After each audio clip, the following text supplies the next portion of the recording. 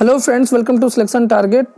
और इससे पहले कि हम अपने आज के क्वेश्चंस डिस्कस करें, आपके लिए बहुत ही इम्पोर्टेंट एक इन्फॉर्मेशन है कि सीटेट 2020 जिसकी एग्ज़ाम डेट 31 जनवरी 2021 है, उसके एडमिट कार्ड जारी किए जा चुके हैं। तो सभी लोग अपने एडमिट कार्ड डाउनलोड कर लीजिए और अपने एग्ज़ाम सेंटर का पता लगा लीजिए, ताकि आप पहले से ही अच्छे से प्रिपेयर्ड होकर के समय पे एग्ज़ाम सेंटर पहुंच सकें और बिना किसी हेडेक के आराम से एग्ज़ाम दे सकें। तो ये आपके लिए ज़रूरी सूचना थी। अब शुरू करते हैं अपना वीडियो। दोस्तों, पहला प्रश्न है कि जैन धर्म में कुल कितने तीर्थकर हुए? कि जैन धर्म में कुल कितने तीर्थकर हुए? तो आपके ऑप्शन जो है आपके सामने हैं। Option A 25, option B 20, option C 14, option D 24। दोस्तों, आपको बताना है कि जैन धर्म में कुल कितने तीर्थकर हुए हैं। आपके ऑप्शन आपके समक्ष हैं। दोस्तों, इसका जो सही ऑप्शन है वो है 24। ठीक है दोस्तों, जैन धर्म में कुल 24 यानी 24 तीर्थकर हुए हैं, जिसमें से महावीर स्वामी जिन्होंने सबसे ज़्यादा जैन धर्म का विस्तार किया वो 24वें तीर्थकर थे। और आपको पता है कि 23वें पार्श्वनाथ थे। इसी तरह से ये जो आपका जवाब है वो 24 सही होगा, क्योंकि जैन धर्म में कुल कितने तीर्थकर थे? वो 24 तीर्थकर थे। तो इसको याद रखिएगा। अगला प्रश्न है कि बुद्ध का निर्वाण स्थल निम्न में से कौन सा था? यानी कहाँ पर बुद्ध को अपने जीवन का निर्माण प्राप्त हुआ? आपके ऑप्शन हैं कुशीनगर, ऑप्शन बी कुंडल ग्राम, ऑप्शन सी पावा, ऑप्शन डी कपिलवस्तु। तो इन चारों ऑप्शन में जो आपका सही ऑप्शन है वो आप अपने दिमाग से सोचिए, और इसका जो सही ऑप्शन है वो है कुशीनगर, यानी बुद्ध का निर्वाण स्थल कुशीनगर था। दोस्तों, आपको कुछ भी लिखने की ज़रूरत नहीं है, जैसे कि मैंने आपको पहले भी अपने वीडियोस में बताया है। आपको इसकी पीडीएफ मेरे टेलीग्राम चैनल जो कि सिलेक्शन टारगेट के नाम से वहाँ पर उपलब्ध हो जाएगी, और आप वहाँ से इसको डाउनलोड करके अपनी प्रैक्टिस कर सकते हैं दोबारा से, और अपनी तैयारी को थोड़ा सा और इम्प्रूव कर सकते हैं। अब अगला प्रश्न है कि विक्रमशिला विश्वविद्यालय की स्थापना निम्न में से किस शासक ने की थी? दोस्तों, सबसे इम्पोर्टेंट क्वेश्चन है ये। मैं आपको बता रहा हूँ कि इस तरह के विक्रम विश्वविद्यालय या नालंदा विश्वविद्यालय, इस तरह के क्वेश्चंस के पूछे जाने के चांसेस बहुत ज़्यादा होते हैं, और ये बहुत ही इंपॉर्टेंट क्वेश्चन है। इसको बहुत ध्यान से सुनिएगा कि विक्रमशिला विश्वविद्यालय की स्थापना निम्न में से किस शासक ने की थी? तो आपके ऑप्शन है Devpal, option B Mahipal, option C Gopal, option D Dharmpal. तो दोस्तों, आपका जो सही ऑप्शन है वो है धर्मपाल। याद रखिएगा कि विक्रमशिला विश्वविद्यालय की स्थापना जो थी वो धर्मपाल ने की थी। ये आपका ऑप्शन है डी सही है, इसको याद रखिएगा, ये बहुत इंपॉर्टेंट क्वेश्चन है। दोस्तों, अगला प्रश्न है कि किसके राजा के शासनकाल में तीसरी बौद्ध संगीति हुई थी? यानी इसमें किस राजा के शासनकाल में तीसरी बौद्ध संगीति हुई थी? तो आपके ऑप्शन हैं Ashok, option B Ajitnath, option C Kanishka, option D Kal Ashok. दोस्तों, बौद्ध की कितनी संगीतियाँ हुई थी? आपको पता है कि बौद्ध की 4 संगीतियाँ हुई थी, और इनमें से पूछ रहा है कि तीसरी बौद्ध संगीति किसके शासनकाल में हुई थी? तो आपका जो ऑप्शन ए है वो बिल्कुल करेक्ट है, और इसको याद रखिएगा। दोस्तों, चारों बौद्ध संगीतियों को याद रखिएगा। ठीक है, चारों बौद्ध संगीतियों को याद रखिएगा, एग्जाम में पूछे जा सकते हैं, और यहाँ ऑप्शनल के माध्यम से मैंने घुमा फिरा करके आपके सामने रखे हैं, ताकि आपको ऐसा कुछ रटा सा आप ना करें, बल्कि आप समझें कि कौन सी बौद्ध संगीति कब हुई थी। तो ये भी मैंने सिर्फ तीसरी बौद्ध संगीति के बारे में पूछा है, जिसका ऑप्शन ए सही है, यानी अशोक के शासनकाल में तीसरी बौद्ध संगीति हुई थी। अगला प्रश्न है कि गौतम बुद्ध ने किस अंतिम व्यक्ति को अपने धर्म में दीक्षित किया था? कि गौतम बुद्ध ने किस अंतिम व्यक्ति को, ये बहुत ही अच्छा सवाल है और इम्पॉर्टेंट है, एग्जाम में पूछे जाने के चांसेस बहुत ज़्यादा रहते हैं कि गौतम बुद्ध ने किस अंतिम व्यक्ति को अपने धर्म में दीक्षित किया था। आपके ऑप्शन है option A Subhadra, option B Anand, option C Sariputra, option D इनमें से कोई भी नहीं। तो दोस्तों, आपका जो सही ऑप्शन है वो है ऑप्शन ए, यानी सुभद्र। यानी गौतम बुद्ध ने जिस अंतिम व्यक्ति को धर्म में दीक्षित किया था वह सुभद्र था।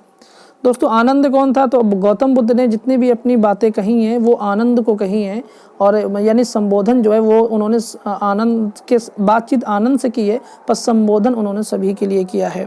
तो इसलिए ये ऑप्शन जो ए है वो सुभद्र वो सही है। अंतिम व्यक्ति जिसको धर्म में दीक्षित किया था, यानी जिसको बौद्ध अपनवाया था, वो व्यक्ति सुभद्र था। तो ये याद रखिएगा। अगला आपका प्रश्न है कि महावीर स्वामी का मृत्यु स्थान निम्न में से कौन सा है? महावीर स्वामी का मृत्यु स्थान कहाँ है? अभी आपने बुद्ध का पढ़ा था, अब आपके समक्ष है कि महावीर स्वामी का मृत्यु स्थान निम्न में से कौन सा है? आपके ऑप्शन है, option A Kushinagar, option B Lumbini, option C Shravanabelagola, option D Pawapuri. तो याद रखिएगा दोस्तों, ये आपके ऑप्शन है। आपका सवाल है कि महावीर स्वामी का मृत्यु स्थान निम्न में से कौन सा है? तो दोस्तों आपका ऑप्शन डी यानी पावापुरी सही ऑप्शन है, तो याद रखिएगा। अगला प्रश्न है कि गौतम बुद्ध ने प्रथम उपदेश कहाँ दिया था?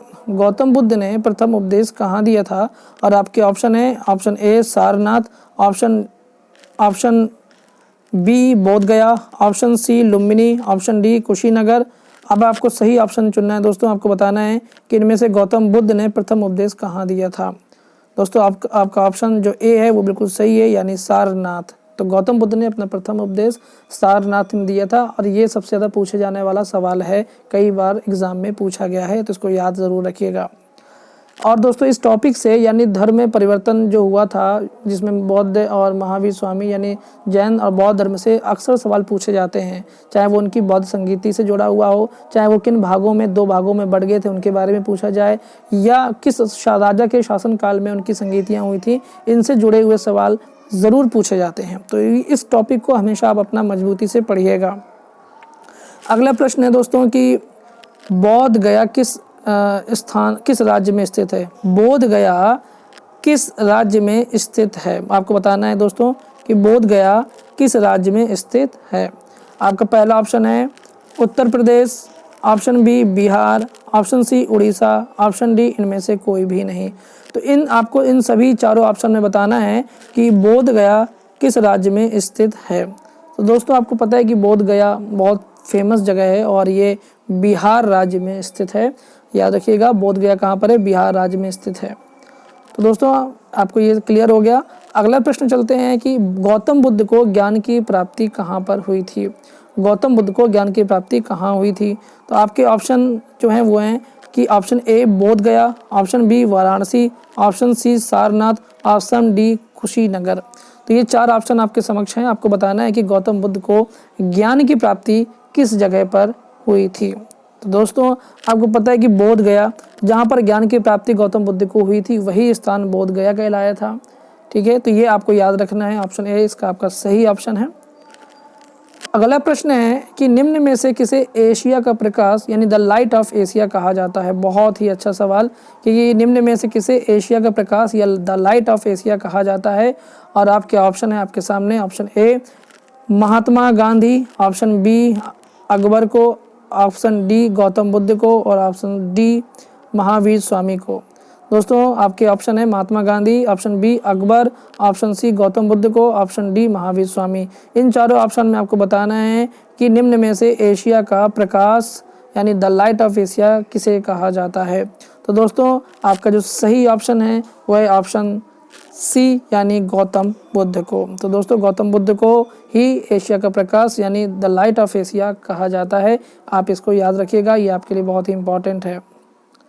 दोस्तों अगला प्रश्न है कि दिलवाड़ा के जैन मंदिरों का निर्माण किसके द्वारा किया गया था?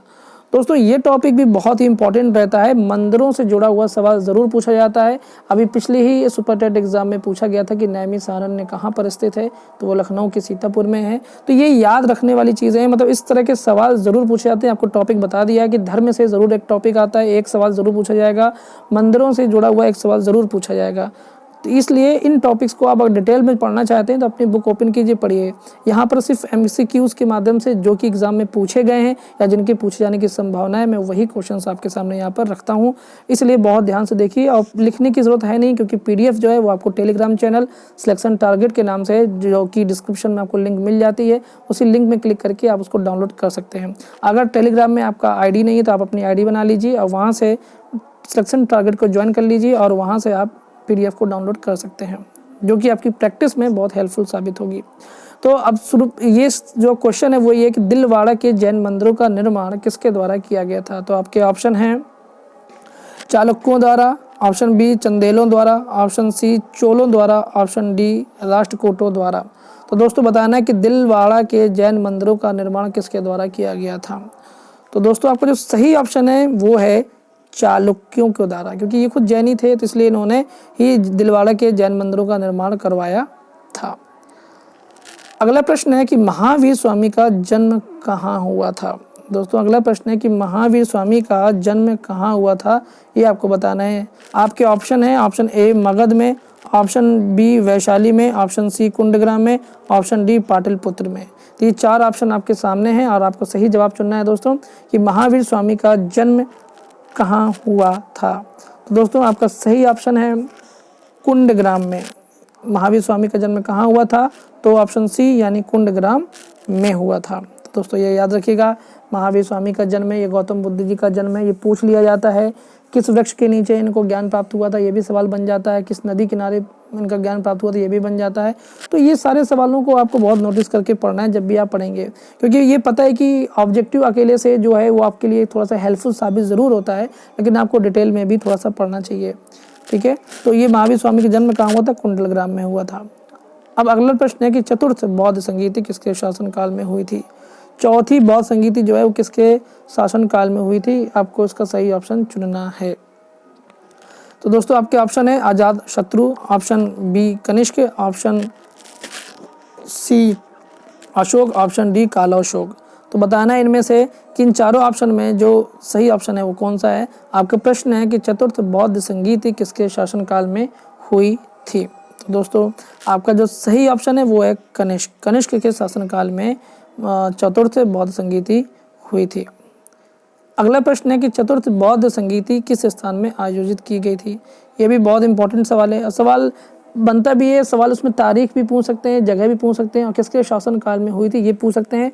अध्यक्ष अभी तक नहीं पूछा गया कि किसकी अध्यक्षता में ये हुआ था, ये अभी तक सवाल नहीं पूछा गया है, तो इसलिए बहुत ध्यान से आप इसको पढ़िएगा। चतुर्थ बौद्ध संगीति किस स्थान में आयोजित की गई थी। तो आपके ऑप्शन है, पहला ऑप्शन है आपका Rajgriha, option B Pawapuri, option C Kundalvan जो कि कश्मीर में, ऑप्शन डी पाटलिपुत्र। तो ये 4 ऑप्शन है, आपको सही ऑप्शन चुनना है और आपका प्रश्न है कि चतुर्थ बौद्ध संगीति किस स्थान में आयोजित की गई थी। तो दोस्तों जो आपका सही ऑप्शन है वो क्या है, कुंडलवन, यानी कुंडलवन में चतुर्थ बौद्ध संगीति जो थी वो आयोजित की गई थी। तो आप ये इसको याद रखिएगा। अगला प्रश्न है और अंतिम प्रश्न है कि तृतीय बौद्ध संगीति कहाँ आयोजित की गई थी। दोस्तों ये इस वीडियो का अंतिम प्रश्न है और ना कि वीडियो के, बल्कि आपको समय समय पर और भी सब्जेक्ट के जो भी ज़रूरी टॉपिक होंगे उनके वीडियोस आपके सामने उपलब्ध रहेंगे। आपको उसकी PDF जो है टेलीग्राम चैनल में उपलब्ध मिला करेगी। बस आप लोग जो भी आपको मेरे से जो हो पा रहा है वो मैं आपके हेल्प के लिए यहाँ पर लेकर के आता हूँ, आप अपनी तैयारी करिए। और आपका अंतिम सवाल है कि तृतीय बौद्ध संगीति कहाँ आयोजित की गई थी। तो आपका ऑप्शन है पहला है Vatsa, option B Pataliputra, option C Kaushambi, option D Rajgriha. तो ये 4 ऑप्शन है, इन 4 ऑप्शन में आपको सही ऑप्शन चुनना है कि तृतीय बौद्ध संगीति कहाँ आयोजित की गई थी। तो बताइए दोस्तों, जो आपका सही ऑप्शन है मैं आपको बता देता हूँ कि जो आपका सही ऑप्शन है वो है पाटलिपुत्र, यानी तृतीय बौद्ध संगीति पाटलिपुत्र में आयोजित की गई थी। तो दोस्तों इस तरह से आपके ये सारे सवाल हो गए हैं और ये ऐसे क्वेश्चंस हैं जो कि किसी न किसी एग्ज़ाम में कई बार पूछे गए हैं, तो इसलिए मैं उन्हीं सवालों को यहाँ पर चूज़ करके आपके सामने लाया हूँ। आप तैयारी कीजिए। आपकी नॉलेज के लिए बता दूँ कि जैन की धर्म से जुड़े हुए सवाल जैसे जैन धर्म, बौद्ध धर्म, उनकी संगीतियाँ किस स्थान पर हुई, किस शासन काल में हुई और किस समय हुई, ये ज़रूर याद रखिएगा। तो दोस्तों मिलते हैं अपने अगले वीडियो के साथ, तब तक के लिए जय हिंद, नमस्कार।